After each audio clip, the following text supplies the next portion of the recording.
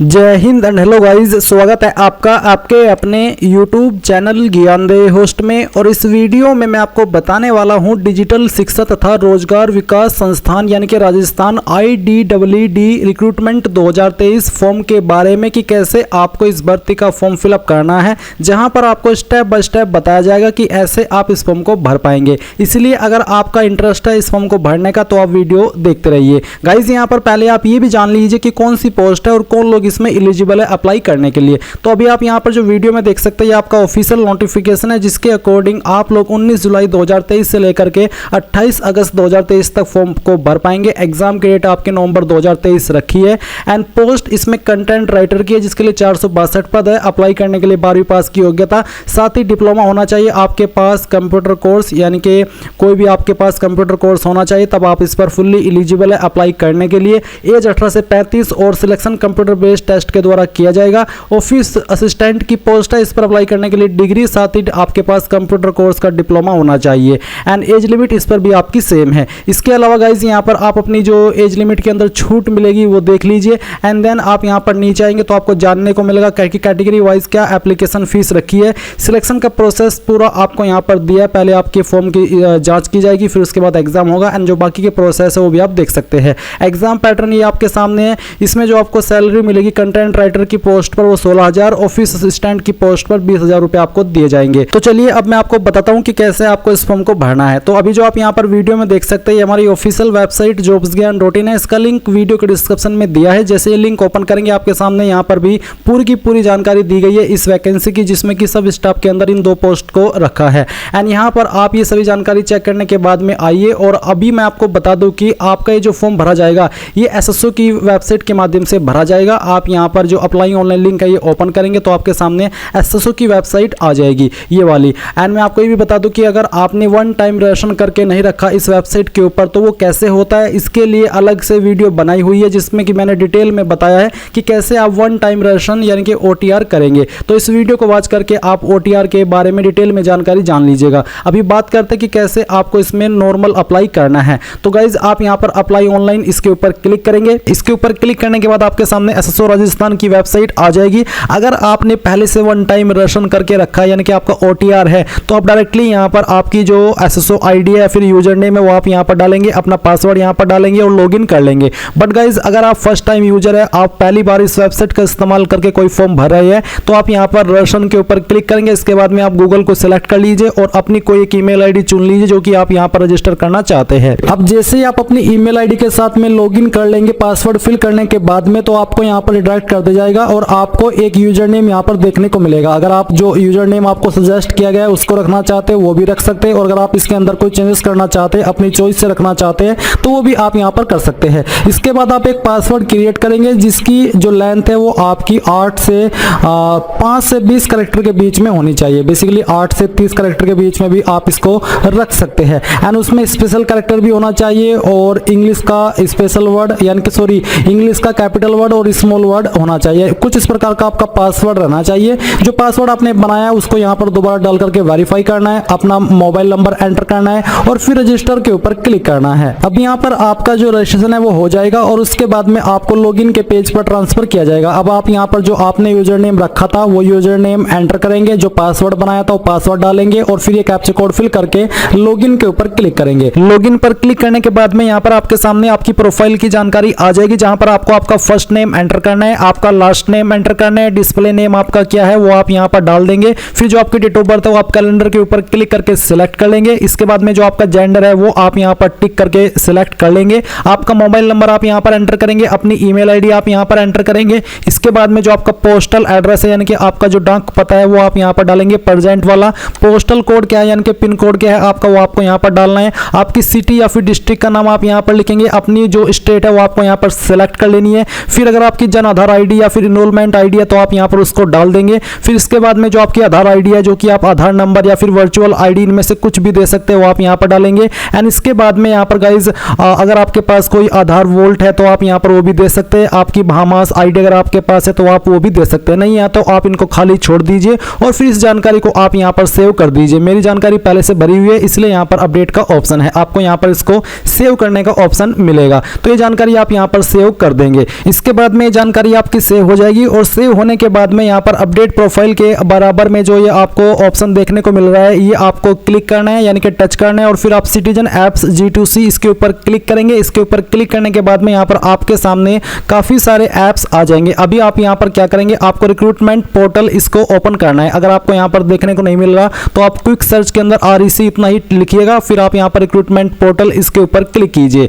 Now guys मैं आपको बताना चाहूँगा SK बुक्स रीजनिंग के बारे में, जो कि हिंदी और इंग्लिश दोनों के अंदर अवेलेबल है और इस बुक को पब्लिश किया गया है Shri Krishnan publisher private limited, जो कि इंडिया की one of biggest book publication company है, जिसके द्वारा बेहतरीन बुक पब्लिश की जाती है, जहां पर आपको सभी जानकारी बहुत ही अच्छे से दी जाती है। एंड अगर मेनली बात करें इस बुक की, तो इस बुक के अंदर आपको क्या क्या देखने को मिलेगा वो आप लोग जान लीजिए। इसमें आपको वर्बल, नॉन वर्बल और लॉजिक का कंप्लीट और कॉम्प्रिहेंसिव कलेक्शन मिलेगा। साथ ही आपको टॉपिक वाइज प्रत्येक पॉइंट का इजी एक्सप्लेनेशन भी इस बुक के अंदर मिलेगा। इसके अलावा based on new competitive exam pattern, यानी कि पूरे न्यू कॉम्पिटिटिव एग्जाम पैटर्न के साथ में ये बुक आपको मिलने वाली है। इसी के साथ with shortcut tricks and practice exercise, यानी कि शॉर्टकट ट्रिक्स भी इस बुक के अंदर होगी, प्रैक्टिस एक्सरसाइज भी इस बुक के अंदर होगी। तो ये एक आपकी बेस्ट बुक है आपकी रीजनिंग की प्रिपरेशन करने के लिए। चाहे आप किसी भी एग्जाम की रीजनिंग की प्रिपरेशन कर रहे हैं तो आप लोग इस बुक को परचेज कर सकते हैं।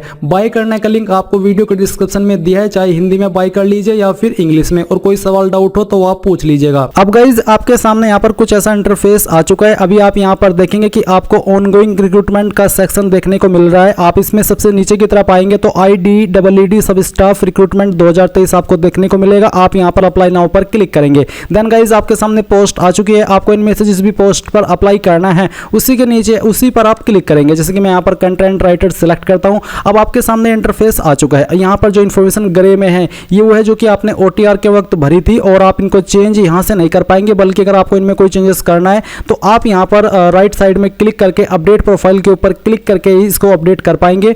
और यहाँ पर जो आपकी बिल्कुल व्हाइट में है आप इन जानकारी को भर सकते हैं और एडिट भी कर सकते हैं। जैसे कि यहाँ पर आपकी माता का नाम आपको देना है, आपकी कास्ट कैटेगरी कौन सी है वो आपको सिलेक्ट कर लेनी है। अगर आपकी कोई इनमें से कैटेगरी है विकलांग की तो आप सिलेक्ट कर लेंगे, नहीं तो आप नॉट एप्लीकेबल के ऊपर क्लिक करेंगे। रिलीजन आपका कौन सा है वो आपको सिलेक्ट कर लेना है। मैरिटल स्टेटस आपको यहाँ पर अपना बताना है, जो भी है वो आप यहाँ पर सिलेक्ट कर लीजिएगा। अगर आप शादीशुदा है तो आपको पति का नाम या पत्नी का नाम देना होगा और जीवित बच्चों की संख्या भी आपको देनी है। आपका मोबाइल नंबर आपको यहाँ पर वेरीफाई कर लेना है और व्हाट्सएप नंबर आप अगर आपका कोई अलग से है तो आप वो भी यहाँ पर दे दीजिएगा। इसके बाद में गाइज यहाँ पर आपकी ईमेल आईडी आपको वेरीफाई करनी है। आधार आईडी आपकी क्या है वो आपको यहाँ पर देनी है, जो कि देनी अनिवार्य है। इसके बाद है कोरेस्पोंडेंस एड्रेस यानी कि प्रेजेंट एड्रेस। तो जो भी आपका प्रेजेंट एड्रेस है वो आप यहाँ पर लाइन 1, 2 और 3 के अंदर आपके एड्रेस का थोड़ा थोड़ा पार्ट लिखेंगे और स्टेट यहाँ से अपनी सिलेक्ट कर लेंगे। डिस्ट्रिक्ट आपकी जो भी है वो आपको सिलेक्ट कर लेनी है। आपके सिटी विलेज का क्या नाम है वो आप यहाँ पर लिखेंगे और आपका पिन कोड क्या है वो आप यहाँ पर डाल देंगे। फोन नंबर आपका कोई अन्य और आप देना चाहते हैं तो आप यहाँ पर दे देंगे, नहीं तो आप इसको खाली भी छोड़ सकते हैं। फिर आप यहाँ पर सभी जानकारी चेक करते हुए नेक्स्ट के ऊपर क्लिक करेंगे। नाउ गाइज आपके सामने पर्सनल डिटेल आ चुकी है, जहाँ पर आपको डोमिसाइल डिटेल में नेशनलिटी के अंदर अगर आप इंडियन है इंडियन सिलेक्ट कर लेना है। होम स्टेट यानी कि आपका गृह राज्य कौन सा है वो आप सिलेक्ट कर लेंगे, जहाँ के आप निवासी है बेसिकली वो स्टेट आपको सिलेक्ट करनी है। आपकी होम डिस्ट्रिक्ट कौन सी है वो आपको सिलेक्ट करना है। क्या आपसे पूछा कि क्या आप एक सर्विसमैन है, अगर हाँ तो यस कीजिए, नहीं तो आपको नो ही रहने देना है। क्या आप एक उत्कृष्ट खिलाड़ी है, आउटस्टैंडिंग स्पोर्ट्स पर्सन है, अगर हाँ तो यस, नहीं तो नो ही रहने देंगे। फिर पूछा कि क्या आप मौजूदा सरकारी विभाग या फिर सार्वजनिक उपक्रम कर्मचारी है, अगर है तो यस, नहीं तो नो ही रहने देंगे। क्या आप एक एनसीसी कैडेट प्रशिक्षक है, अगर हाँ तो यस, नहीं तो यहाँ पर भी आपको नो ही रहने देना है। क्या आप एक भूतपूर्व कैदी है, अगर हाँ तो यस, नहीं तो यहाँ पर भी आप इसको ऐसे रहने दीजिए। फिर क्या आप मौजूदा राज्य सरकार के कर्मचारी जो कि परमानेंट ऐसे कैंडिडेट है, अगर हाँ तो यस करें, नहीं तो आपको नो ही रहने देना है। क्या आप एक डिपार्टमेंटल कैंडिडेट है डीसी, अगर हाँ तो आप यस करिए, नहीं तो यहाँ पर भी नो कर दीजिए और इसके बाद नेक्स्ट के ऊपर क्लिक कीजिए। अब आती है आपके सामने क्वालिफिकेशन की जानकारी। मेरी क्वालिफिकेशन की जानकारी यहाँ पर भरी हुई है क्योंकि मैंने OTR करके रखा है। तो इसमें यहाँ पर सबसे पहले है सेकेंडरी यानी कि 10th की जानकारी। आप यहाँ पर सब्जेक्ट ग्रुप के अंदर इसमें जो सब्जेक्ट ग्रुप है वो एप्लीकेबल नहीं होता, इसलिए मैंने यहाँ पर नॉट एप्लीकेबल लिखा है। फिर आप यहाँ पर आपके बोर्ड का नाम देंगे या फिर स्कूल का नाम, तो मैं आपको प्रीफर कर रहा हूं कि आप अपने बोर्ड का नाम दे दें, जिस भी बोर्ड से आपने आपकी 10वीं की है। आपका 10th का रोल नंबर आपको देना है। रिजल्ट आपका किसके अंदर था, CGPA, ग्रेड या फिर परसेंटेज, जिसमें भी था वही आप सिलेक्ट कीजिए और फिर उसके बाद में यहाँ पर अपना पासिंग ईयर सेलेक्ट कीजिए एंड देन यहाँ पर अपनी परसेंटेज एंटर कर दीजिए। इसके बाद आपको सेम वे में 12वीं की जानकारी देनी है। आपको बताना है सब्जेक्ट ग्रुप, जैसे कि PCM, PCB या फिर साइंस भी आप लिख सकते हैं, आर्ट्स, कॉमर्स, जिससे भी आपने की है वो आप यहाँ पर लिख दीजिए। आपके बोर्ड का नाम यहाँ पर दीजिए, आपके 12वीं का रोल नंबर दीजिए, रिजल्ट का जो टाइप है वो आपको सिलेक्ट कर लेना है और आपका जो पासिंग ईयर है वो बताना है और अपनी परसेंटेज भी दे देनी है। इसके बाद अगर आपने ग्रेजुएशन की है तो आप यहाँ पर उसकी जानकारी भी सेम वे में भरेंगे। सब्जेक्ट ग्रुप के अंदर आपको आपकी क्वालिफिकेशन का नाम देना है और बाकी जानकारी ऐसे ही भरनी है, जैसे कि आप यहाँ पर जो नेम ऑफ बोर्ड है या फिर यूनिवर्सिटी है तो यहाँ पर आपको आपकी यूनिवर्सिटी का नाम देना है जहाँ से आपने आपकी ये क्वालिफिकेशन की है। फिर फाइनल ईयर का रोल नंबर, आपका रिजल्ट का टाइप कि किसके अंदर आपके नंबर थे, पासिंग ईयर और परसेंटेज।